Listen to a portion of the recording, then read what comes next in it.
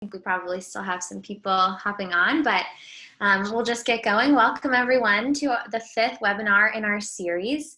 These sessions are brought to you by the Northwestern Community Services Board Prevention Department, and we are so excited to be back with you. And we're going to be talking about burnout, so a topic that's very important and relevant to all of us. Just a couple of housekeeping things before we get started.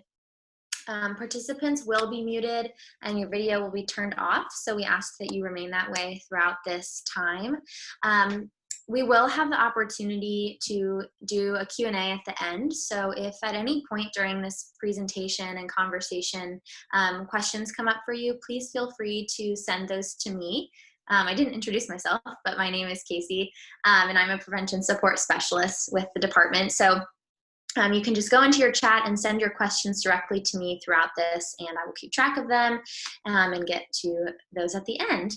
And lastly, for housekeeping, Dr. Pandel has some great slides that he's going to be sharing today. So if you would like to switch your view over to speaker view, you might be on grid view right now, but if you go to speaker view, that might be helpful when he's sharing so that you can get a better view of what he wants to show you. So as I mentioned, our guest is Dr. Matthew B. Pandel. As a trained behavioral psychologist and theologian, Dr. Pandel is first and foremost a problem solver. He has devoted his professional life to seeing people maximize their potential and realize their purpose. He holds certifications in life coaching, pastoral counseling, cognitive behavioral therapy, trauma-informed therapy, and neuro-linguistic programming. He is also a qualified mental health professional in the Commonwealth of Virginia. Welcome, Dr. Pandel. Thanks for being here. Good to be here. We're so excited to have you back. For those of you who were not attendees at our first ever webinar, Dr. Pandel was our first guest, so this is exciting. As I mentioned earlier, we're going to be talking about burnout, so I think I'll just start, Dr. Pandel, by asking, what is burnout? Well, burnout is one of those things where to really understand it, we have to understand something else first. Burnout and stress are interrelated. They're different, but they are connected with one another. So to understand burnout, we almost have to start with an understanding of stress. What I'm going to do, let me go ahead and pull up a couple slides here that just lays this out pretty good. And let me pull this up. Okay, so Casey, is that up on your screen? Great. Okay, so first we got to understand stress. Stress is the state of mental or emotional strain resulting from adverse or demanding circumstances. Now let me make that understandable. That's a textbook definition, which is largely useless like most things in textbooks. What we need to understand is this is the point at which you are emotionally strained. Okay, you are under pressure in your line of thinking, in your emotional conditioning, and it's because you are dealing with adverse or demanding circumstances. So you are putting up with more than the average person should have to put up with at any given moment in time. And so that causes you to be to feel pressured, to be in demand. Okay? Stress is not in and of itself a bad thing. That's a common misconception. Stress is part of what motivates children to study for a test. It's what motivates me to make a PowerPoint. It's what motivates you to make sure that you get up on time for work and you get there on time. Stress is a very positive motivator, but we shouldn't feel stress about everything. And like everything, for example, and not that this is all that stressful to me, but it's an example. Follow along. When we're done here today, I don't do one of these every day. So that stress immediately lifts. I did the presentation. I go about my day into other stuff I have to do and may not do another one for a month or two. So it's a temporary thing.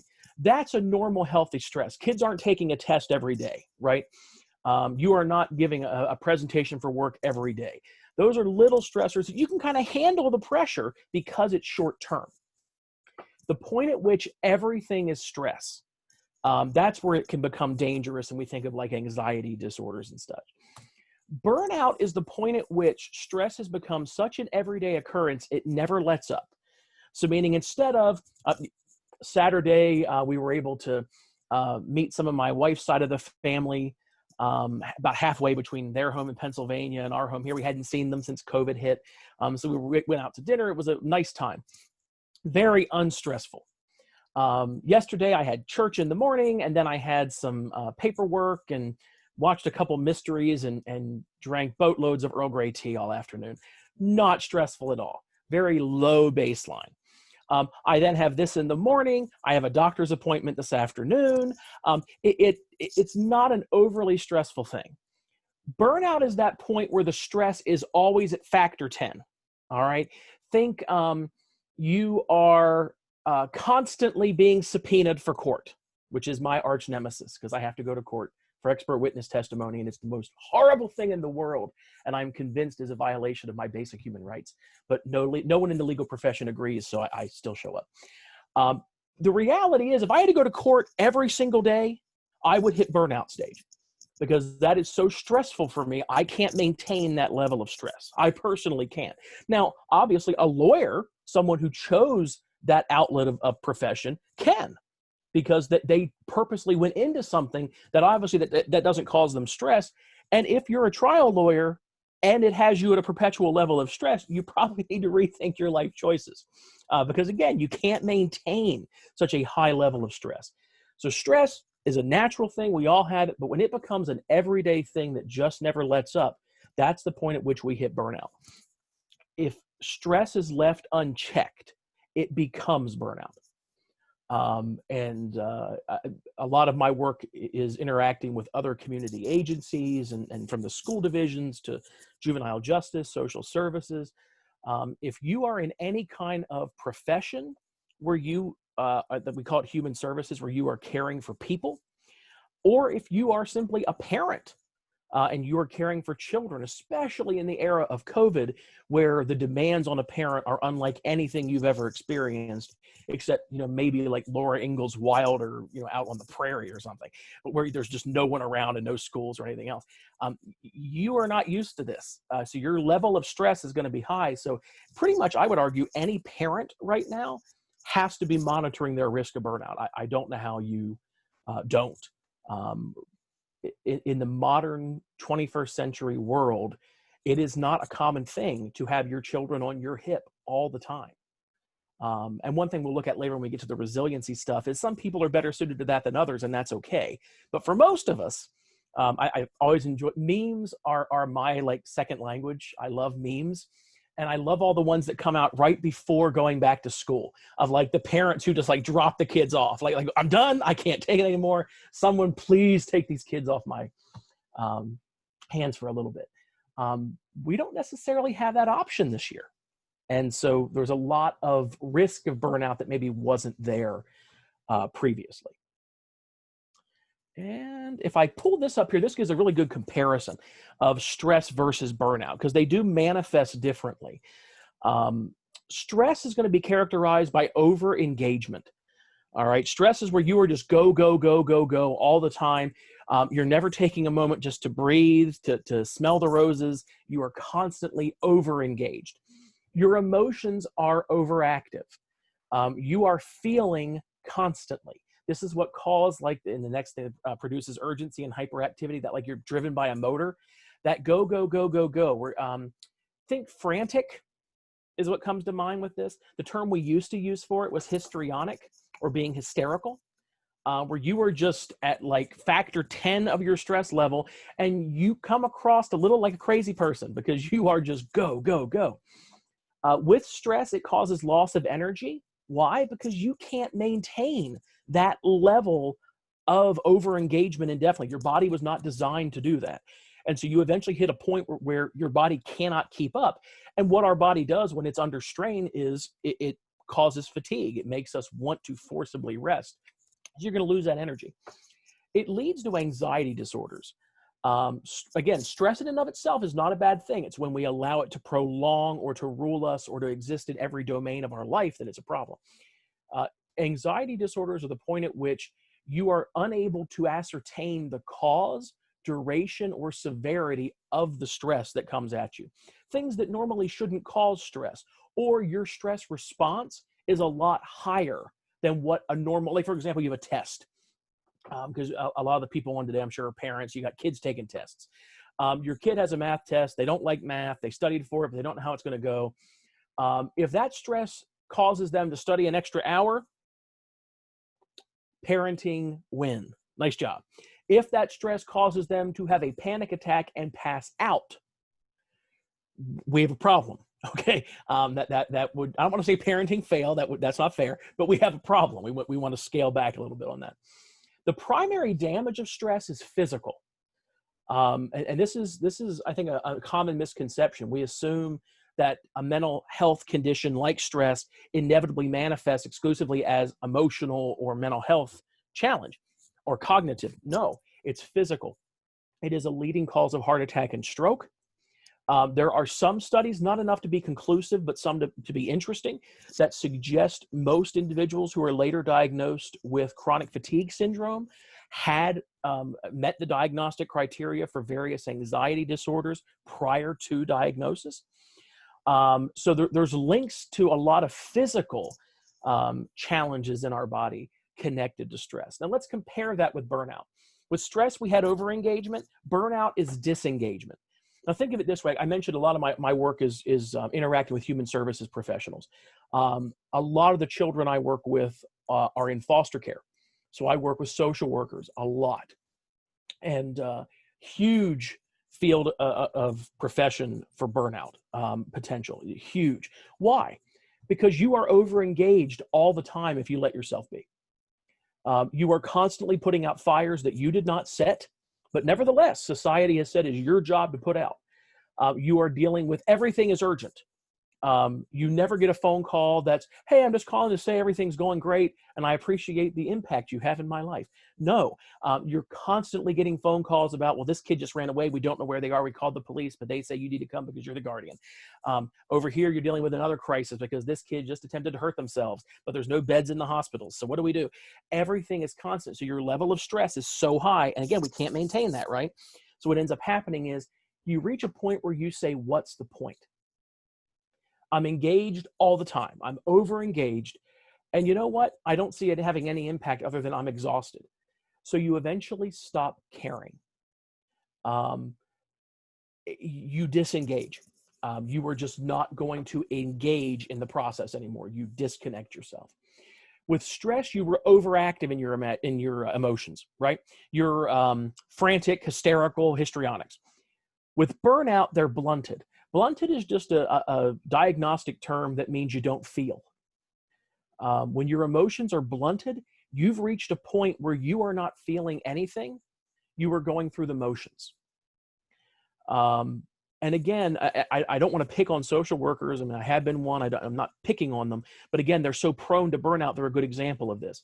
If you are carrying the burden of the world on your shoulders all the time, and you realize you can't save the world, if that stress doesn't let up, you will just stop feeling. Again, this is a defense mechanism. Your body kicks in automatically because it doesn't want you to die. It doesn't want that stress to cause increased heart rates and blood pressure and all this stuff. So it causes you to stop feeling those things. But that has a consequence too. Life is really a balance of the sweet with the bitter, right? I mean, we know the good times are good because we've been through the bad times. If we only have the good times, we don't necessarily know how much to appreciate them. In the Western world, our suicide rate is far higher than you look at like the African continent, which does not, generally speaking, have the economic capability of the Western world. Their suicide rates are very low compared to ours. We have it relatively good. And so that has us not really appreciate how good we have it. And it causes increase in suicide risk and such. Stress was urgency and hyperactivity. Burnout is helplessness and hopelessness. Again, you've given up. You don't see a point in putting the effort in that you once did. Stress, loss of energy. Burnout, you've lost motivation.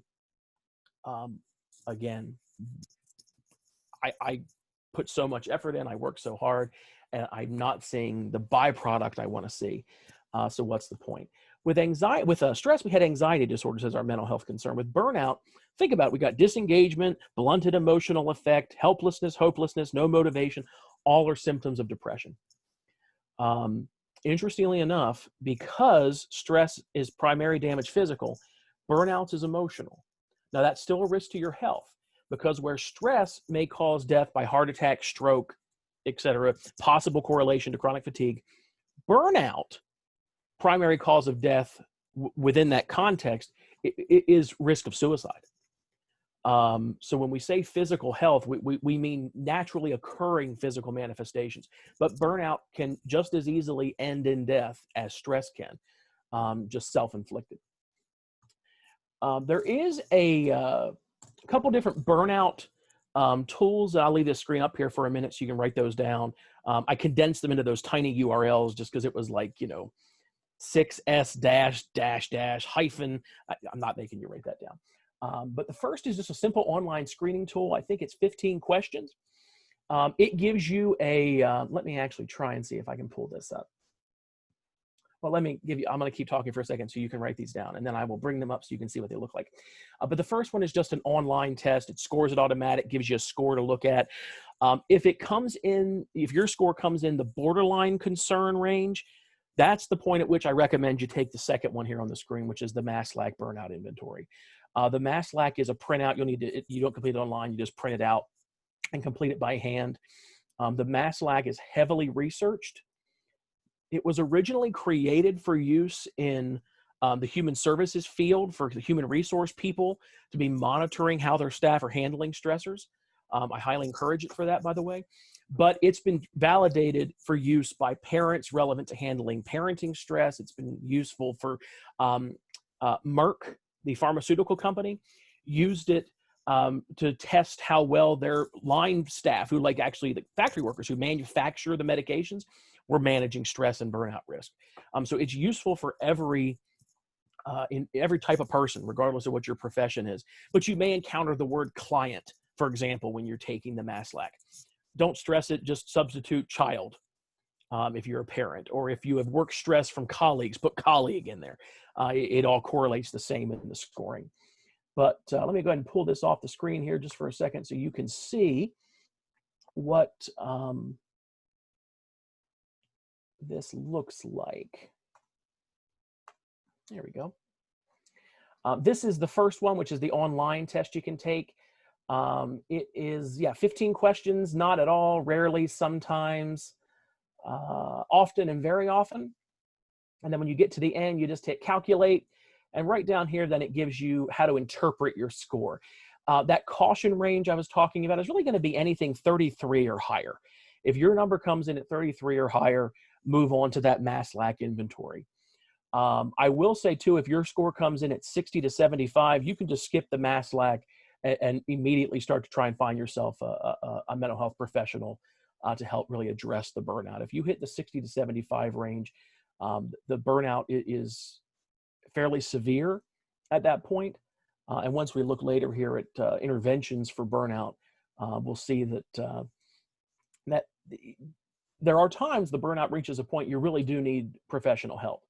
And think of it this way. I mean, if I get a cold, I'm probably not going straight to the doctor because I have some knowledge of how to treat a cold, right? We all do. So I'm going to have my chicken soup, and I will, I am the typical male when sick. I am a bear. I'm miserable. I'm grumpy. I cry. I whine. And my wife panders to that behavior because I don't get sick often, so she tolerates it. But if that sickness doesn't go away in a couple days or a week, I need to see a physician, right? I need to make an appointment with my primary care doctor and find out what's going on. Mental health is no different. By all means, we don't run to a therapist every time we experience anything in life. But when your attempts to correct the problem are insufficient, that is the time to reach out for professional mental health assistance. It's no different than seeing your primary care doctor for a cold that won't go away. It really is comparable. The MASLAC looks like this. As I mentioned, this is one you'd have to print out.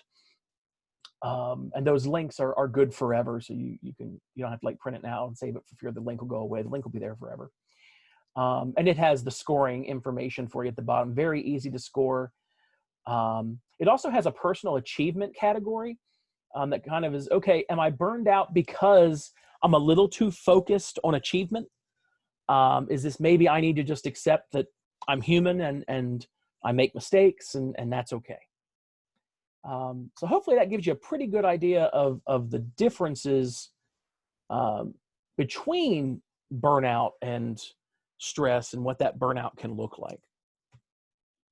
Yeah, absolutely. That was a really helpful overview, especially the clarification between stress and burnout, because I think that can be a little confusing. So I appreciate your cold analogy. That helps me, and hopefully others to understand that better. So we've talked a little bit about the signs of burnout, some of the effects of burnout. What are ways that we can put in preventative measures? I mean, you've spoken to that a little bit, but what does that look like for us? Sure. There are really several things that we can do. Let me go ahead and pull this up. When we think of, to really get an idea of the prevention mechanisms, we have to figure out what for each of us causes the burnout to begin with. Because basically, I've not found any two people who get burned out by the same thing. Mm-hmm. We're all different, and to try and put us into boxes as if what will stress you will stress me. I joked earlier about presentations like this. I'm a weird category of person where this kind of stuff actually fuels me. Speaking in front of groups energizes me. Putting me in a small group where we talk about our feelings and have to go around the room and share like icebreaker type stuff is horrific for me. I have literally taken vacation time to avoid events where I know they're going to make me do that because I just don't want to.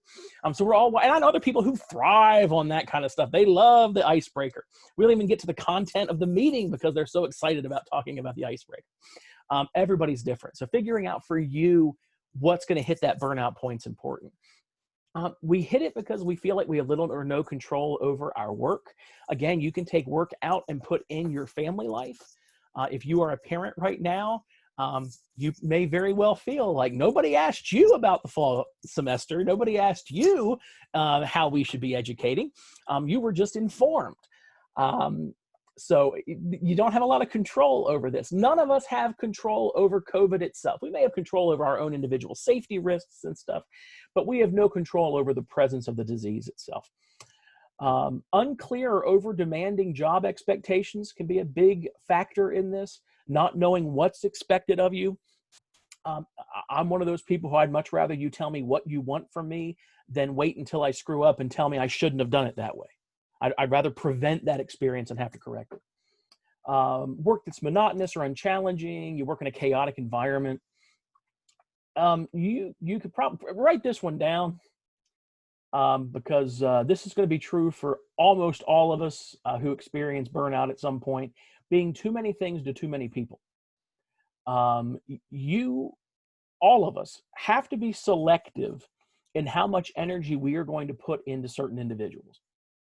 And when we attempt to buy into a guilt mentality that anyone who needs help, you should be there to provide it, that is going to exhaust you, and you're going to end up being the one that needs help, and a lot of it, because you'll reach a point that you have exhausted all of your reserves.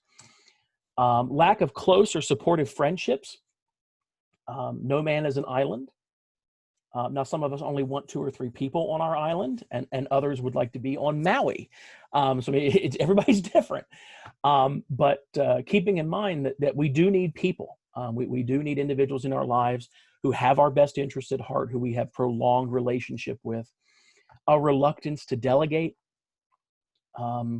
This, I think, is a big one I have found with individuals in the workplace, but also individuals who are what I'm going to call career homemakers, meaning individuals who have opted to focus their energies predominantly on the care of their children. You really take pride in what you do. You take pride in your children being well behaved and then being loved and cared for and being such nice kids who are going to be great adults one day. And so it can be a little reluctant to, let someone babysit them so you can have a night off, to be able to prioritize your own well-being for the sake of theirs. And sometimes we teeter on a line of narcissism there, right? Because we don't want to be a point where you just send your kids to boarding school at age 2 and hope they turn out okay. It's not about you. It's about keeping you well so you can meet their needs. It's no different. The analogy, I think, it's an old one, but it's a great one. When you're on an airplane and you're doing the drill for what happens, if you're about to, crash, they always tell you to secure your own mask before you help anybody else. And the reason being, if you help somebody else get their mask on but never gets yours on, we're at neutral zero, right?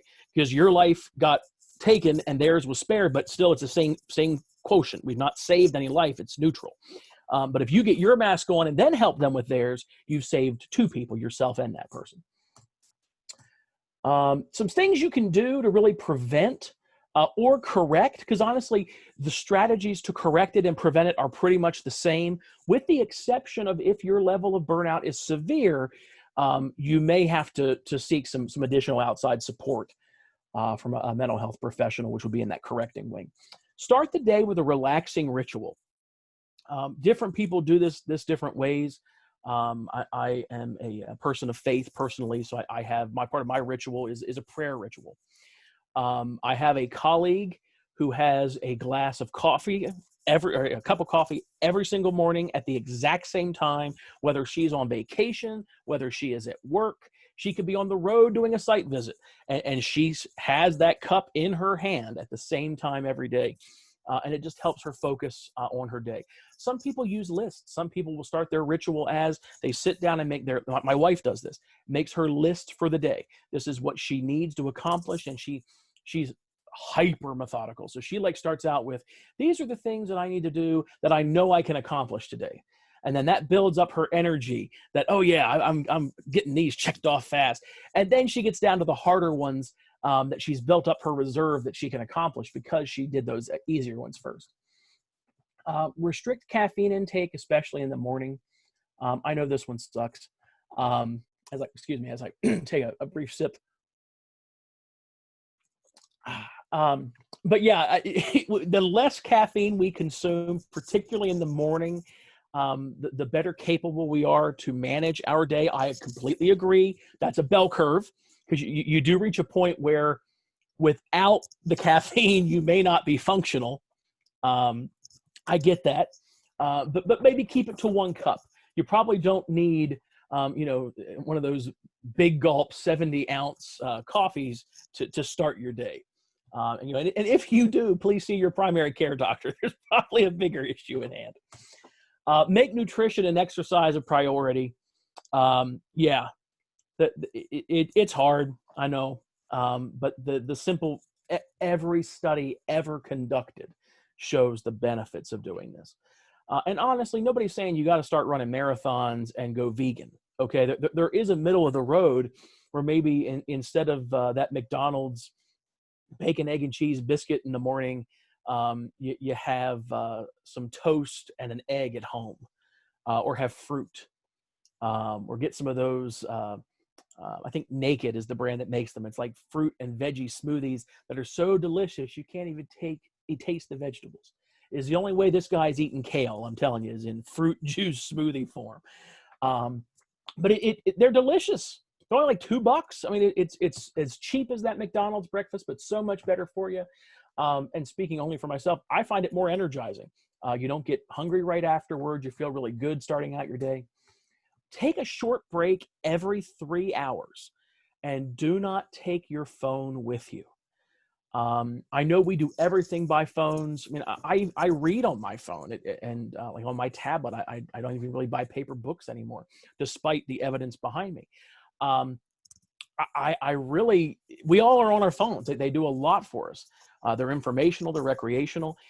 Simply being on that screen causes an element of stress. Studies consistently show this.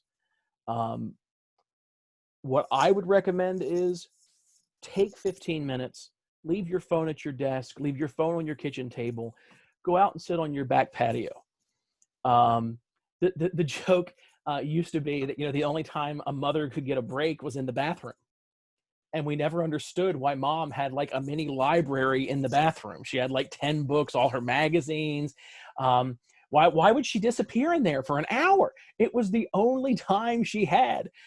This is that same thing. You've got to get away from all of the things that take energy and be able just to regroup for a few minutes. If you have young kids at home, nap time is a great time to do this. I know you got cleaning to do, you have projects to do, you might have a little errand next door to the neighbor to do. All of those are important, but take some of that time just to regroup for yourself. I'd also argue too, in this era of COVID, let's take the naps up a couple ages. By all means, I mean, I'm a lover of the nap and I'm a grown man. We can find ways to build nap time into the everyday routines of our 11 and 12-year-old children. Without a doubt, there's ways to do that. And again, sleep is a recharger, and these are stressful times. So by all means, build that in so the parents are able to get that break.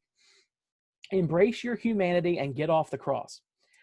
You are human, okay? You only are able to do what you can do. And believing that you are the solution to everyone's problem is going to drain you. It's going to wear you out. And it actually will make you far less productive and less able to meet the needs of those you really do need to focus on. It's interesting to me that if you do, I love history. And so if you do a study of historical figures over time, one of the things you see is that a lot of these great men and women, just world-changing people, were horrible parents, just terrible. It's why their name is great, and you never hear anything about their kids, because their kids largely lived in their shadow of just trying to be as important as their work was, or important as the culture they were influencing was. Our first priority are to those who are in our charge, our children, our spouses, and then our friends. And by all means, I think it's important that, 9 to 5 or whatever your work schedule is, that you are committed to your work. When I was hired for my current position, the individual who interviewed me, I made a very profound statement, and it actually stuck with me. Make the work your work and your life your life. And the point at which your work becomes your life, you've lost. Because if you croak tomorrow, your family is going to mourn you for years. We'll miss you, but we'll have an ad in the paper for your job before your obituary hits. And that's the reality. So, I take my job seriously. I'm sure you do too. We work hard. But at the end of the day, my wife and my nieces and nephews and my siblings, those are my parents. They're my priority. So be aware that you cannot be everything to everybody, and that's okay. Some stuff you can do is like start a new hobby, preferably one that's going to encourage you to let off steam. Now, I in no way intend this to be political, so just hear me out. This is an example. All right. For me, I love to go to the gun range. It is the most stress releasing thing for me. I go to one that's very safe. It's structured. You proper ear protection and everything. For me, that is a wonderful way to let off steam. There are individuals who are not comfortable with a firearm. That would not be good for you. You want to find something else. Some people will go for a jog.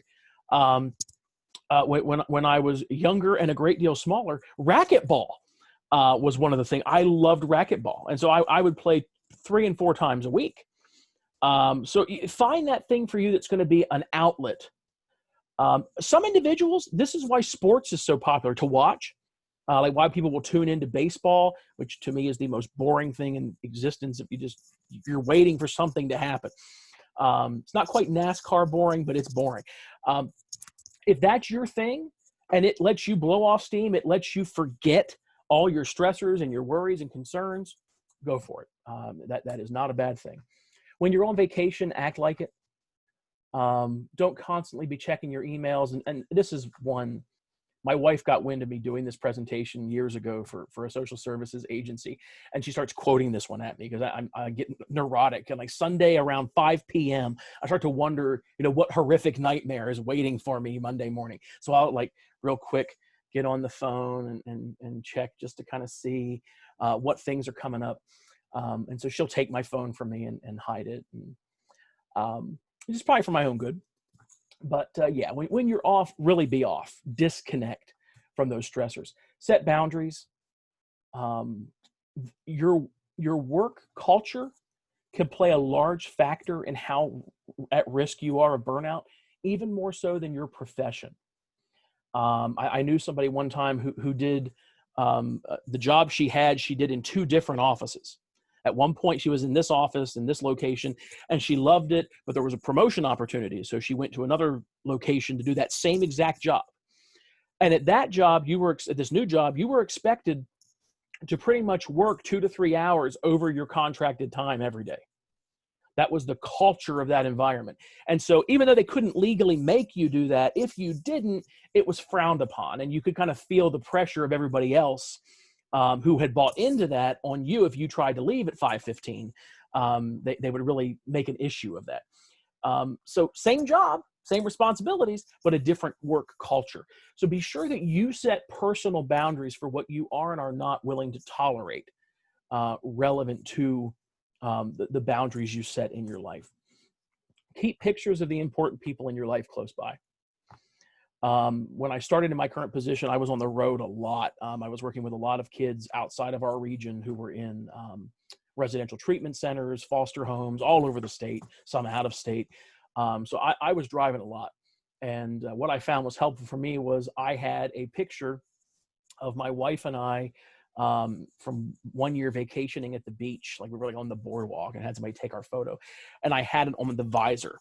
So when I would need that 15-minute break of I would just pull the visor down, and in that instant, I could, convert myself back to that moment and how relaxing it was. And, and get one of those little like sand air freshener plugins for your car, really take yourself back to the beach.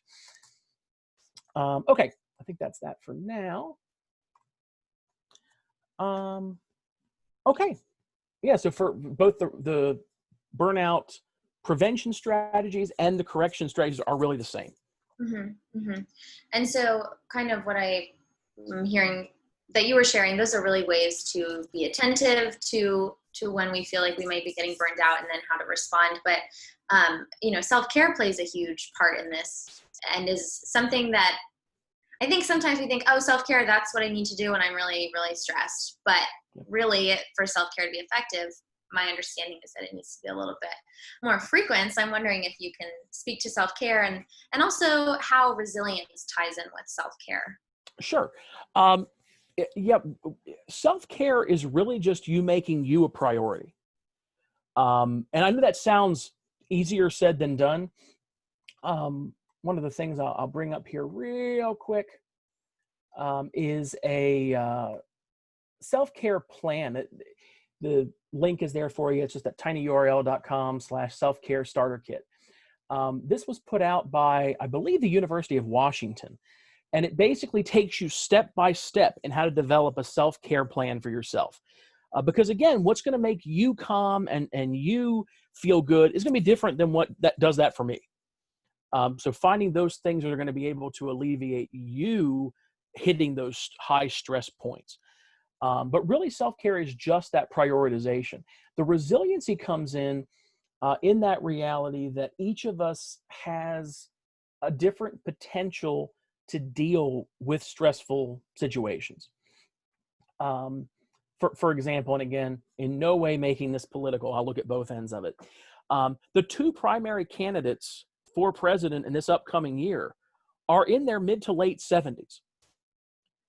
I am only half of that. And I have fallen asleep watching their press conferences at 8:00 at night. So I personally am probably not designed or built metaphorically, emotionally to be able to run for president because I ain't got that kind of stamina. I don't know about you. I don't. The idea of being in my mid to late 70s and I'm at 9 speaking events a day. You're not sleeping well. You're on a different bed every night because you're in hotel rooms going from site to site to site. No, not me. But if that's you, awesome, but not me. But that's remarkable to me. And they both seem to feed off that energy. in a way that speaks to, for them, that is a productive means of energy for them. So it's a good thing for them to go through all that. For me, you'd have to give me shots of adrenaline every day to keep going. I couldn't keep up that level of stamina. So everybody's resilience is different, and being okay with that. Being okay that we talk a lot about like introverts and extroverts. It's okay if being in social situations wears you out. And so you maybe need some time alone when you come back from those kind of situations. If you are an extrovert and you thrive on contact with people and you need people to feel balanced and well, by all means, embrace that. That's okay. Find other extroverts. What we don't want to do is get into a habit of the introvert criticizing the extrovert and the extrovert criticizing the introvert, right? And those are just two examples using introversion and extroversion. But all of us are different. So accepting what your resilience capability is, how capable you are of handling certain stressors. I used the example of court earlier. I hate court. I hate going. I fight subpoenas as a hobby. Like, I mean, if I get subpoenaed for anything, I'm immediately thinking of ways to get out of that subpoena. Yeah, I mean, I hate going to court. My wife is a deputy circuit court clerk. She goes to court almost every day, and she does not understand at all what my aversion to this process is. Now, I'm in the witness box. I'm not at the computer taking notes. I'm in the hot seat, so it's a little different. Yeah, it's for her, that causes no stress at all, and I hate it. But at the same time, I can speak in front of a room of 5,000 people and not be bothered by it at all, and she'd pass out. So your resilience is your resilience, and that's okay. Embrace it and maximize what you are capable of doing, rather than focusing on the stuff that maybe you feel you don't do well as somebody else. Yeah, I think that's an important reminder in all of this. This is just so, I mean, it's so unique to each of us. It's not really helpful to be comparing my burnout to your burnout and how we deal with it. So I appreciate that. I'm wondering if you can clarify two concepts that I think get mixed up frequently, which is compassion fatigue versus burnout. Sure. Burnout in its purest form is you are managing your stress, the things you're responsible for, but you're not managing it very well, and so it becomes overwhelming. Mm-hmm. Compassion fatigue is where you are taking on other people's stress as if it were your own. And it has the same effect on you. I used social workers earlier as an example. Not only do they have a whole lot of stress of things they're responsible for, but they have a lot of people who are calling them, sharing their stress.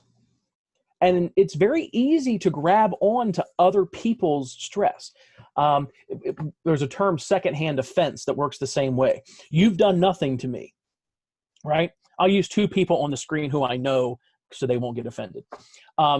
If Casey says something bad about my buddy Kim Martz, and I hear about it, I have a right to think that's not a nice thing because I know Kim and Kim is wonderful. So that's not nice, Casey. You shouldn't do that.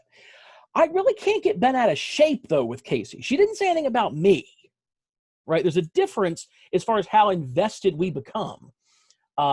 If I decide I'm never speaking to Casey again because she and Kim have an issue with each other, that's vicarious grief or frustration. I've attached their emotions to me, and I'm making decisions now based on their emotional state. That's a different thing than Casey says something mean to me, and so I decide that I'm not going to put up with Casey and her shenanigans anymore. We always want to be at a place where we're really always reevaluating how, I want to get this correct. There's a difference between compassion and empathy, okay? Empathy is feeling bad for somebody. Compassion is not just feeling bad for them, but you want to see them live something better than what they're living. Okay? So when we have compassion, we should have compassion for people. But compassion fatigue will set in when I am now working harder than they are to pull them out of the position they're in. As a mental health provider, I'm at risk of this every day. I have to be careful every day that I'm not lapsing into compassion fatigue, that I'm not hitting the point where I am just burned out because I'm working so much harder than the clients and patients that I'm working with. That's a problem. We are all individually responsible for ourselves. So no teacher should be working harder for that child to learn than the child is. In the same way that no therapist should be working harder for change in a person's life than that person is. I'll work as hard as you, but not harder. And that's where that compassion fatigue will kick in, where you are just so taking on everybody else's stuff that it will wear you down. And eventually you are carrying your baggage and their baggage. And it just, so now you're not good to them and you're not any good to yourself either. Yeah, thank you for clarifying that. That's really helpful. And a good sort of segue into kind of the last thing I'd like to ask you about. A lot of the folks on this call are parents who are navigating, employment and parenting and all the other things that they normally are navigating, but, in a strange time of this pandemic. So I'm wondering if you can just speak to navigating that as a parent and employer, and also identifying burnout or stress in children, and what that, if children can even experience burnout. Sure. Well, I guess then with the first part of the question first, I saw a recommendation that the CDC put out with, and it was actually a good one. Some of their recommendations have been a little shoddy, but I don't know how we're going to social distance entire schools of children. I'm still trying to get my head around that one. But one thing that really made sense was they've encouraged people to identify another family that they are going to observe the same social distancing rules as. So for example, this could be your brother and his kids who, live a town over. It could be your parents. It could be family friends, people who aren't actually your family, but, your next door neighbor, for example, has 2 kids, and you all are going to basically act as if you are one housing unit. So they're still in your house and you're at your house. But the benefit of this is you're not each being exposed to anything different. So you're able to really work off of one another. So when you have to go to work and it's like, you're in a meeting and cannot have the kids messing with you, your friend can take your kids and it's still safe. When they have something, grocery shopping, there's no sense in both of you going out and trying to take your kids grocery shopping. One of you goes and shops for the both of your households while the other family unit watches all the kids. So finding ways to, one, and I don't want to say there's positive things coming out of COVID because there's people dying and that's terrible, but one of the natural consequences, that sounds better, coming out of COVID is it is making us somewhat more community driven than we were before. We're more dependent now on needing our friends and neighbors for some things. We're having to think outside the box more as far as how we engage. So yeah, unprecedented time when it comes to the stress that we are dealing with. But at the same time, there are opportunities to be able to find ways to manage that better. But it's going to take us leaving our cocoon and our bubble of isolation and connecting with other people. But I thought that CDC evaluation or CDC recommendation was fantastic. Find somebody else who is going to be following the same protocols you are, so there's no greater risk in interacting with them than interacting with your own kids, in such a way that you're able to really pull your resources. So you're not always having to find a way to take care of your kids. You're not always having to find a way to get your work done, that you have somebody else who's able to step up. And I imagine with single parents, this would be all the more important. Because at least in a 2-parent household, dad can take a shift while mom is working on something or taking a break and vice versa. Single parent home, it's just you. So that makes your external community all the more important. And the CDC has other great guidance as far as age demographics. Maybe if, mom and dad have some pre-existing conditions and live further away, maybe they shouldn't be your primary go-to to watch your kids right now in the pandemic.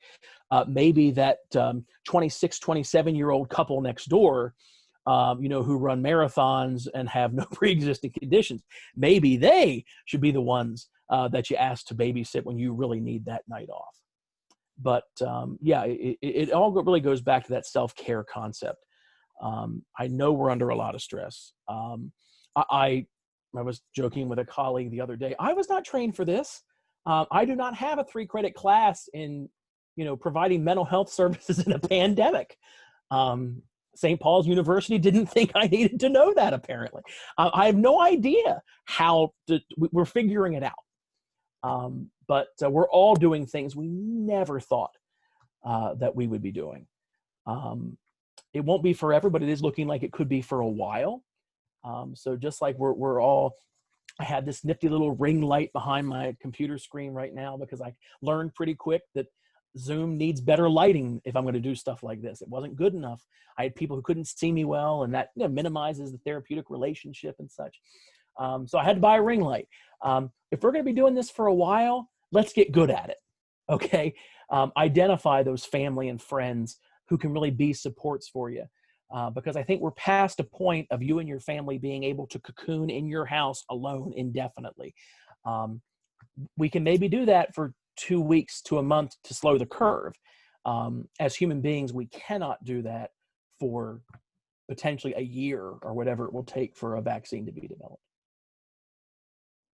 I appreciate that timely perspective. It is a strange time that we're all figuring out.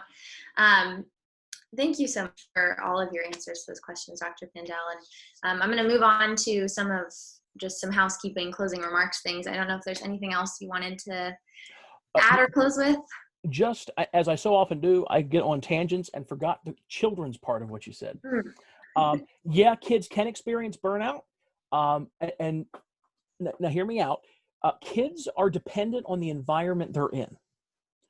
So, and don't take this harshly, but what happens is if a kid is experiencing active burnout at home, that means we've structured the home in such a way that it's not conducive for healthy child development.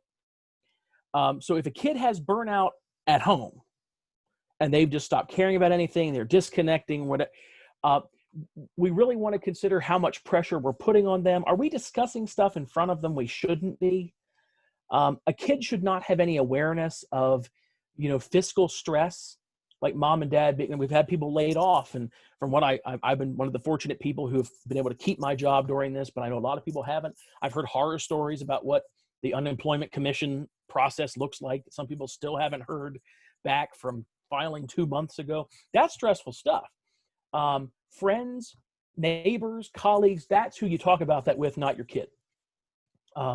Your answer to your kid for why you can't go to the restaurant this week isn't because, I lost my job, so we don't have money. A kid does not need to understand that.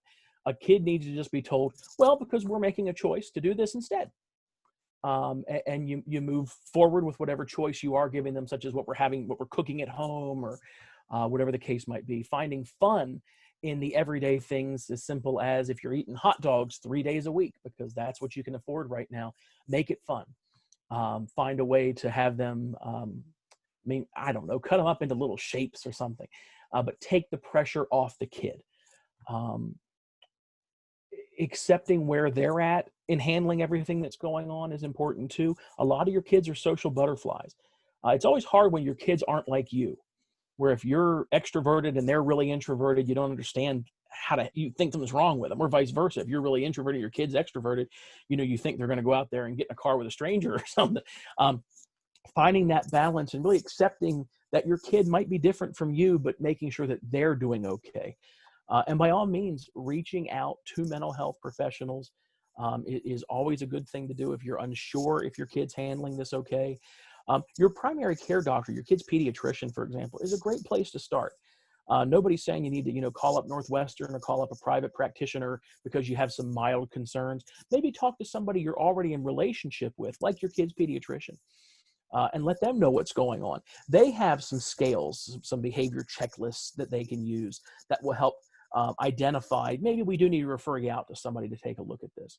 But yeah, kids can experience burnout, but because kids are dependent on their environment and their security structure, we always want to be assessing what we're doing that either is adding to that and causing it, or what can we do to be actively calming them down, getting them more focused on just being a kid again. Thank you for that. That's really great information and a good reminder to all of us who are interacting with little ones during this time. Well, I just want to thank everyone for being here. Especially thank you to Dr. Pandel for all of that wisdom and perspective. It really is so helpful. And like I said early on in this session, we all should be aware of burnout and all need to be really working on ways to practice our self-care, especially right now.